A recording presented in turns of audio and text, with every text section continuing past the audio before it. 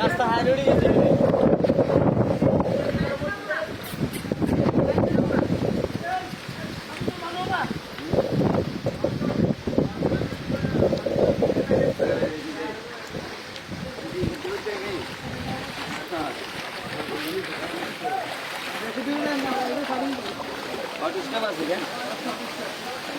এটা হলো মসজিদ রোড, নিজামদ্বীপ নামার বাজার মসজিদ রোডে পানি, সবাই মসজিদ দেখতে যাইতেছে।